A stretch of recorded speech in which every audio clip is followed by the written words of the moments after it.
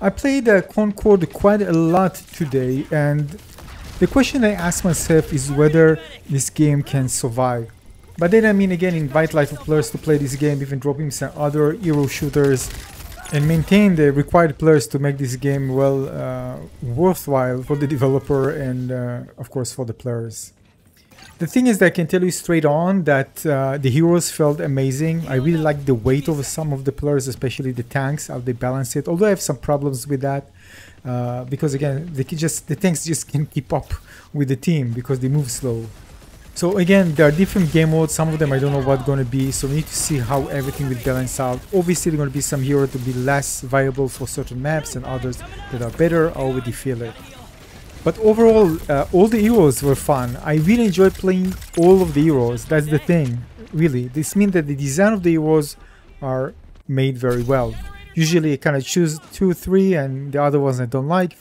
Here I actually play quite a lot with most of the heroes. I play all of them, but most of them I actually play quite a lot. This means that it's a good design for the heroes. They're really fun to play. I also really like the fact there's some dedicated support characters. I mean, unlike games like Valorant, for example, you have your weapon and you can just do good damage regardless. Some of the heroes here are dedicated to be support. Some of them can do good damage, but some of them are more like rely on being close to their teammates, and they can deal decent damage as well. So although there are no dedicated classes here, it's kind of embedded in a way in the DNA of each character. Some of the characters are great in melee range, they can really destroy you so fast. Some of them, like this one, deals lots of AoE damage and very devastating, and again it can float in the air. Some of them can close distance on you very fast, and some of them just move slow but are very tanky and hard to kill. Now, so many things were done right.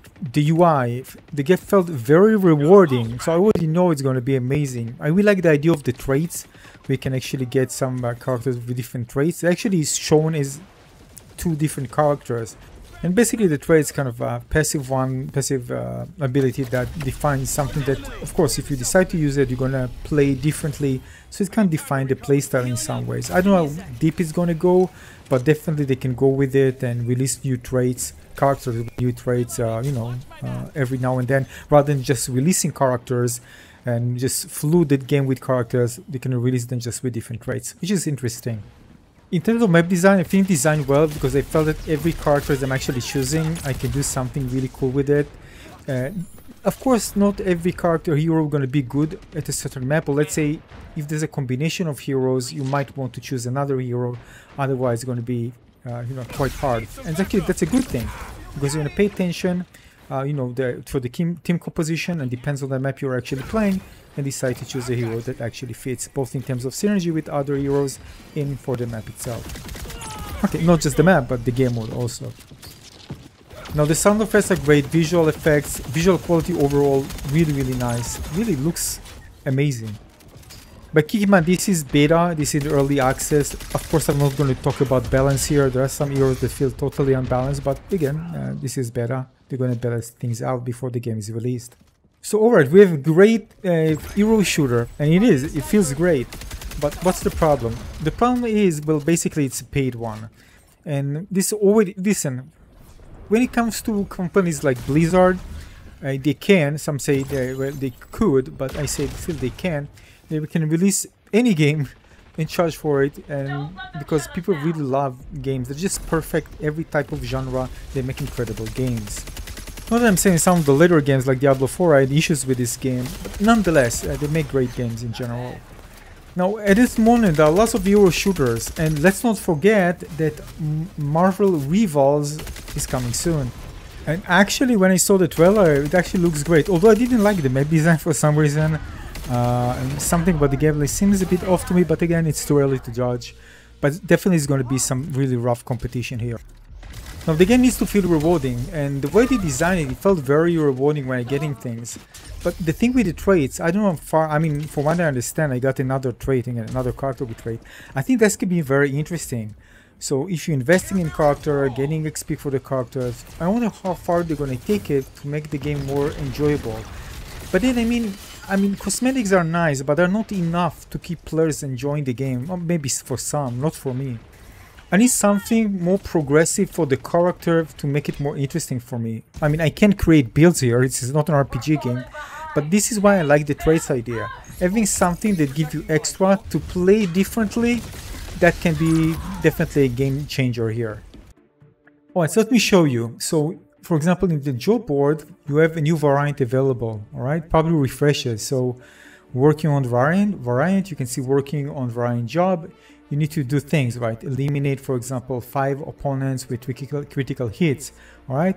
And complete the following jobs to recruit TO2 to your crew, alright? And there's different, I think it is different rarity, allied, and basically you get this extra trait, which means extra munitions, extended magazine, and additional grenades. Now, I already have one, I mean not this one's particularly. If you go to Free Gunners, to customize, you look here, you can see I have 2 Lennox. Alright, this is Lennox 1 and this is Lennox 2. So this one has the dodge reload trait, reloads equipped weapon during dodge. Right? The other one has extra ammo for both weapons. Right, another thing they did, this is by the way not new of course, we have the option for customization options and pose, so all of that is there, so you're gonna find, they need to add lots of things, so it'd be interesting of course, but it needs to be related to the game. You can also customize your card, your player card as well. Again, this is not new, but this is nice to have. Now there's also the crew builder, which is nice. It would give you crew bonus. So basically you create different heroes inside your crew and all of them basically enjoy the different bonuses and they can even stack. So basically these are like a card game. You get, for example, certain heroes. You can use even 3 of them of the same variant in order to stack up the bonuses. And they're probably going to release tons of new heroes and you can use them basically like building your deck and you're going to get bonuses based on that. I think it's a great idea to make things more interesting and unique. So the thing is that this can really balance the game because you can release tons of heroes and basically there are many ways to create your build in quotation and balance things out against maybe some tough opponents by just creating a certain build that encounters something. So this is also a way to kind of deal if they're gonna release lots of heroes, and I believe they will, because again the idea is really nice. There are lots of heroes to choose from and you can create different kind of builds, alright, for your characters to really enjoy certain buffs, and you can create some really strong characters by just focusing, for example, on certain characters and just using the others just for the buffs.